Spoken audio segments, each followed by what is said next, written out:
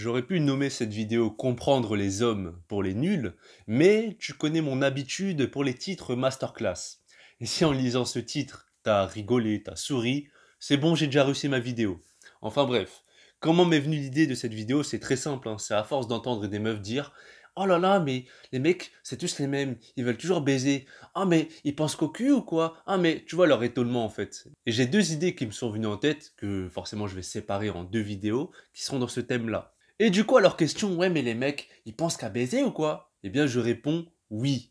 Mais pour comprendre ça, il faut comprendre comment fonctionne l'homme. C'est que l'homme a un côté animal, a un côté primate. Et tout ce que ce côté primate va lui faire, c'est de survivre.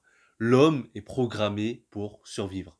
Tu vas remonter des millénaires avant, je sais pas combien de siècles avant, et l'humain, il a toujours été programmé pour survivre, pour fuir le danger, pour se trouver à manger, pour procréer. Et du coup, aujourd'hui, vu que ces modes de survie ont changé, puisque la modernité a fait que, quand tu vas travailler, c'est pourquoi? C'est pour te payer à manger, c'est pour te payer un logement, c'est pour te vêtir. Tout ça, c'est de la survie. C'est une fois que tu as rempli tes besoins primaires, là, c'est bon. Tu as coché la première case de survie. Vient après le côté où il faut procréer. Encore une fois, on est programmé pour survivre. Et le fait de procréer, c'est lié encore une fois à la survie, c'est l'instinct de reproduction. Et comment on va produire, hein, tout le monde le sait, ce n'est pas les oiseaux qui vont amener les bébés de chez toi, c'est qu'on va niquer fortement. Enfin, ou doucement, voilà. Mais t'as compris en tout cas, c'est le coït. Et là, en fait, je vais faire comme si je m'adressais à une meuf, c'est que faut que la meuf comprenne comment fonctionne le corps d'un homme. Et quoi de mieux qu'un homme pour dire comment ça fonctionne? C'est comme si je te disais, moi, je peux savoir ce que ça fait d'avoir des règles. Moi, je sais ce que ça fait de tomber enceinte. Je peux pas savoir. Du coup, c'est logique que un mec explique le fonctionnement du corps d'un mec. Et l'énergie qu'on a, qu'on ressent quand on veut niquer, c'est vraiment cette énergie qui nous pousse à l'action, en fait. C'est du carburant, c'est du diesel, c'est de l'essence. C'est pour ça que oui, on ne pense qu'à ça, mais je ne vais pas dire qu'on va contrôler cette énergie. Non, on va la maîtriser pour pas qu'on fasse de dinguerie, tu vois, parce qu'on vit en société, on peut pas faire ce qu'on veut. On va maîtriser ce côté primate. Mais ce côté primate, c'est vraiment le côté inconscient. Pour la plupart des personnes, des mecs, on n'est même pas conscient de pourquoi on pense comme ça, de qu'est-ce qui nous amène à aller vers ce type de meuf, etc. Je te donne un exemple. Pourquoi on aime les gros culs? Pourquoi on aime les gros bondas, les gros tarpés, les gros boules? Pourquoi on aime ça en fait? Quand tu te renseignes un peu, c'est juste que la taille du cul et des hanches, c'est un signe de fertilité. Et c'est un signe que si elle porte un bébé, l'enfant sera en bonne santé. Après, il y avait une sorte d'hormone qui fait que, enfin, dans les hanches, il y a comme une molécule qui va favoriser le développement du bébé. Quelque chose comme ça, tu vois. Mais tout ça, c'est inconscient encore une fois. On le sait pas directement consciemment. Mais on aime ça. On aime les gros tarpés. En tout cas pour la plupart, tu vois. Il y en a qui aiment les petits culs, les petits fermes, bombés, etc. Mais pour beaucoup, on aime les gros culs.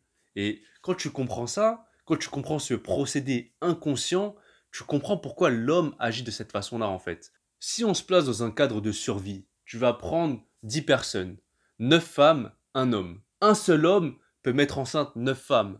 Mais si tu inverses, tu mets 9 hommes, une femme. Comment ça se passe là? Hein? T'as très bien compris. Du coup, c'est pour ça que un homme, vu qu'il est programmé pour survivre, il voudra niquer tout ce qui bouge, encore une fois, dans le cadre de la survie. Parce que biologiquement, c'est son corps qui lui dit de faire ça. C'est pas qu'il va le choisir lui-même, mais il faut comprendre une chose entre ce que le corps te dit de faire et ce que toi tu veux faire. Faut faire la nuance en fait, encore une fois. C'est pas parce que on va maîtriser nos actions que on va couper court à ce que la nature nous dit de faire ou de ressentir. Il faut comprendre aussi un truc par rapport à la relation sexuelle, c'est que de base, c'est vraiment fait pour la procréation. Si aujourd'hui on se permet de autant niquer comme on veut pour le plaisir, c'est parce qu'il y a des moyens de contraception. Si tu enlèves tous ces moyens de contraception, il y a beaucoup moins de rapports sexuels. C'est complètement logique puisqu'il y aura le risque pour la femme de tomber enceinte et pour beaucoup de mecs avoir un enfant quand ils ne veulent pas, tu vois. Donc c'est complètement logique ce qu'il se passe et c'est pour ça que oui, beaucoup de mecs veulent niquer plusieurs femmes, etc. C'est encore une fois, c'est le mécanisme de fonctionnement de l'homme. Et quand il n'est pas conscient de tout ça, il suit juste ses pulsions, son instinct animal. Et tout à l'heure, j'avais parlé des gros culs qui attiraient l'homme inconsciemment, etc. Mais il y a aussi la cambrure, le fait que la femme soit courbée. Mais de toute façon, je vais te mettre des articles dans la description, ce sera mieux expliqué que moi. Mais ce sont deux facteurs qui attirent l'homme inconsciemment vers ses femmes. Je vais te faire une métaphore que j'ai pu lire sur internet, hein. C'est de Mantak Chia dans un de ses bouquins. J'ai pas lu son bouquin, mais j'ai vu ça sur internet. En fait, ce qu'il dit, c'est que l'homme, c'est comme du feu, et la femme, c'est comme de l'eau. Par ça, il veut dire que l'homme, pour qu'il s'excite, c'est très facile, c'est comme du feu, tu vois. Je te prends l'exemple d'une allumette. Quand on dit, vas-y, l'homme, je vais l'allumer. Enfin, quand les meufs, elles disent ça, tu vois, oh lui, je l'ai allumé, c'était trop facile, etc. Bref, t'as compris.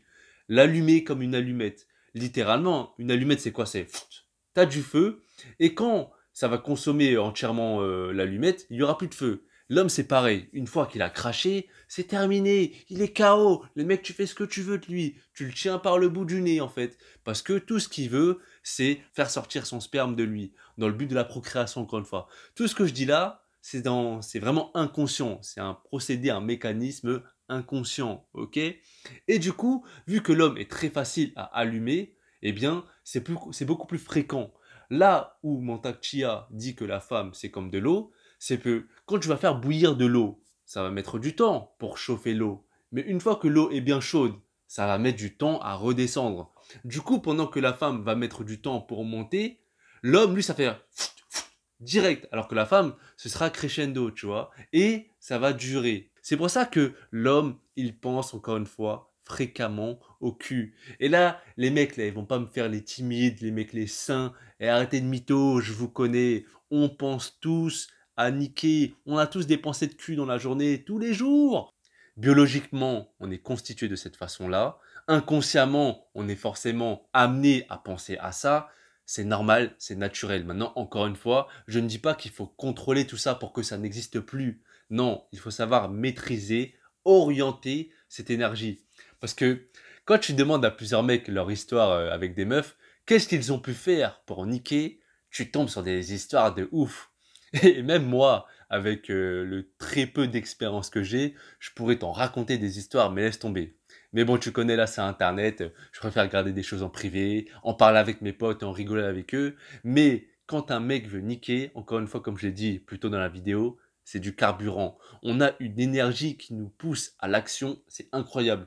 C'est pas pour rien que t'as des mecs, ils vont faire des kilomètres juste pour niquer une meuf. C'est pas pour rien qu'ils vont parler avec je sais pas combien de meufs juste pour niquer une meuf. Qu'ils vont même mentir juste pour niquer une meuf. Maintenant, je suis pas en train de justifier leur action en disant ouais mais c'est normal, tu vois.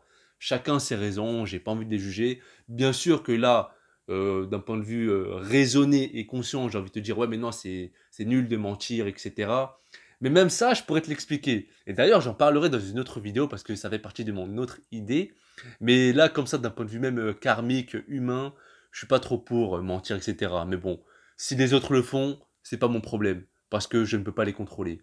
Et dans la barre d'infos, je vais te mettre une étude qui a été réalisée par Matt Gage. Je sais pas en quelle année parce qu'il n'a pas marqué. Mais il a étudié deux groupes de scarabées. Dans le premier groupe, il a mis 90 mâles et 10 femelles. Du coup là, la concurrence était très forte, hein. La sélection naturelle était forte, beaucoup de compétition. Et dans le deuxième groupe, il a mis le nombre égal d'hommes, enfin de mâles et de femelles. Et du coup, il n'y avait pas de compétition, chacun trouvait chaussure à son pied. Du coup, au bout de 7 ans et plus de 50 générations, ce qu'il a observé dans ces deux groupes, c'était que le premier groupe, là où il y avait une grosse compétition, les scarabées étaient en meilleure santé, en meilleure forme, et ils arrivaient plus à survivre et à éviter l'extinction. Contrairement au deuxième groupe, là où c'était tout l'inverse, et en plus de ça, il a observé inceste et consanguinité. On n'était même pas au nord de la France, tu vois ou pas. Et c'est une blague, c'est bon, casse pas les couilles. Bisous à tous mes nordistes. Et du coup, ce qu'il en a conclu avec cette étude, je cite, ces résultats montrent bien que la sélection sexuelle est importante pour la santé et la résistance de la population, car ce processus permet d'éliminer les mauvaises variantes génétiques et de conserver les bonnes. Encore une fois, le lien est dans la description. Je vais en mettre plusieurs parce qu'il y a aussi un article en anglais qui dit aussi la même chose. Mais tout ça pour te dire que même si les meufs, elles vont se plaindre de ah putain, les mecs, ils veulent toujours baiser, ils pensent qu'à ça, etc. Imagine en fait un monde où l'homme il veut pas baiser, où l'homme il va pas te courir après, où l'homme il va pas te draguer, etc., vouloir te séduire. Il s'en bat les couilles de toi en fait. Imagine un monde comme ça, dans un monde asexué comme le deuxième groupe de Scarabée. Je pense que ça leur manquerait. Parce qu'on va dire, ouais, mais il y a des manières, faut être galant, etc. Mais en fait, l'homme et la femme, au niveau sexuel, séduction, etc., on n'a pas les mêmes problèmes. Pour te faire comprendre, je vais te faire une autre métaphore. On va dire que l'homme, c'est celui qui veut chercher du travail. Du coup, il va postuler partout, il va envoyer plein de CV, de lettres de motivation, etc. dans le but de travailler. La femme, elle, ce serait, tu sais, le RH qui s'occupe de ce recrutement, mais qui reçoit tellement de CV et de lettres de motivation qu'il pourra se permettre de choisir quel homme va pouvoir travailler. Mais vu qu'elle reçoit beaucoup de candidatures de mecs bizarres, de mecs pas qualifiés, elle est fatiguée de tout ça. Encore une fois, cette sélection naturelle est complètement normale. Tu t'imagines une entreprise qui va engager n'importe qui pour travailler? Et tu t'imagines, si toi t'es là, tu cherches du travail et hop, une fois que tu postules, t'as du travail. C'est trop facile. Mais si l'entreprise ne reçoit plus de CV, de candidature, bah là ils seront dans la merde, ils seront niqués.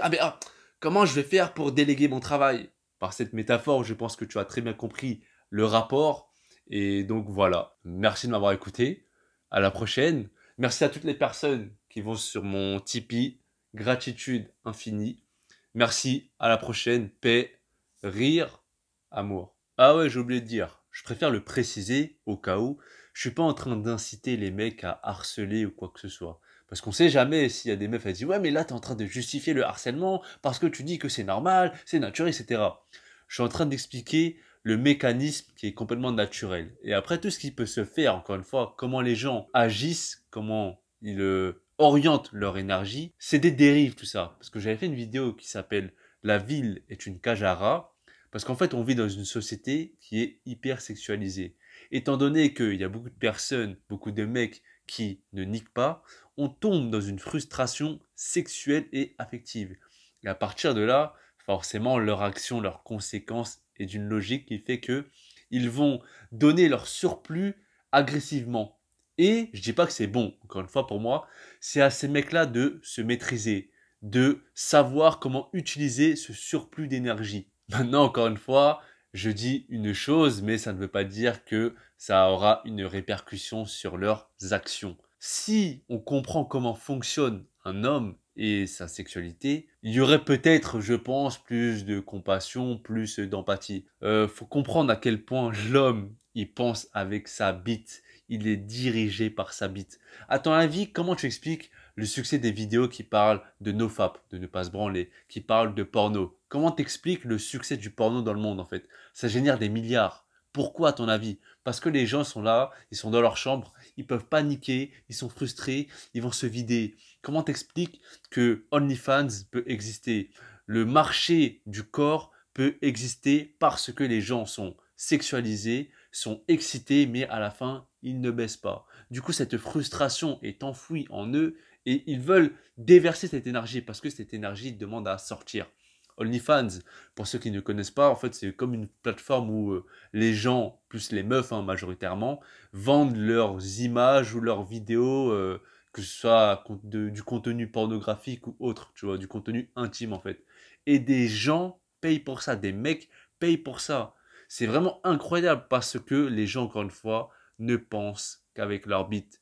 Je dis pas, encore une fois, je me répète, hein, que penser avec sa bite est contre nature. Non, c'est complètement naturel.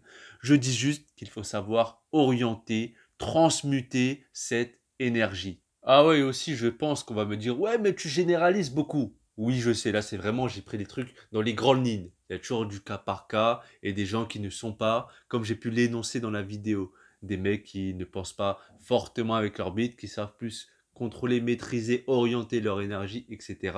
Et même des gens voilà, qui ne veulent pas d'enfants, ne veulent pas les être pères, comme moi, hein, je ne veux pas d'enfants, mais ça ne m'empêche pas de ressentir du désir parce que moi aussi, j'ai envie de niquer, parce que je suis un homme, biologiquement, je suis constitué de cette façon, c'est complètement logique. Maintenant, d'une manière consciente, en ayant réfléchi, etc., en ayant ma manière de penser, ma vision du monde, je ne veux pas d'enfants, je ne veux pas procréer. J'aurais encore tellement de choses à dire, mais la vidéo est déjà assez longue. Mais je t'invite à te renseigner sur le cerveau, comment il fonctionne, parce qu'il faut savoir qu'on a trois cerveaux. Le cerveau reptilien, le système limbique et le néocortex. Notre survie est dirigée, influencée par le cerveau reptilien. C'est vraiment ce cerveau qui dicte nos actions primaires, primitifs et instinctifs. C'est comme un réflexe. Et c'est pour ça que on joue beaucoup sur ce cerveau-là pour nous manipuler, pour nous contrôler.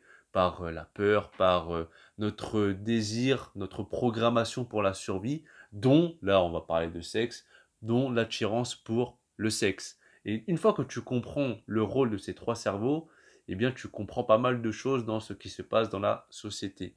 Mais bon, je t'invite quand même à te renseigner sur ça, je peux pas tout dire dans une vidéo malheureusement. Mais en tout cas, le cerveau reptilien a un très grand rôle dans nos habitudes et dans nos actions, encore une fois inconscientes. Je vais finir par un dernier mot pour le peu de meufs qui regardent mes vidéos.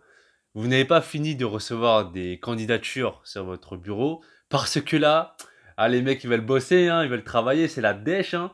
Le chômage est là, non, ça va augmenter en plus, donc vous allez recevoir encore et toujours, heureusement, malheureusement, je ne sais pas, encore plus de CV. Et donc voilà. Bref, je vais te mettre des vidéos juste là. La première, c'est la ville est une cage à rats. Et la deuxième, attention, titre masterclass, un menu gros cul gros sein, une salade, s'il vous plaît. Donc voilà, merci d'avoir regardé cette vidéo. À la prochaine.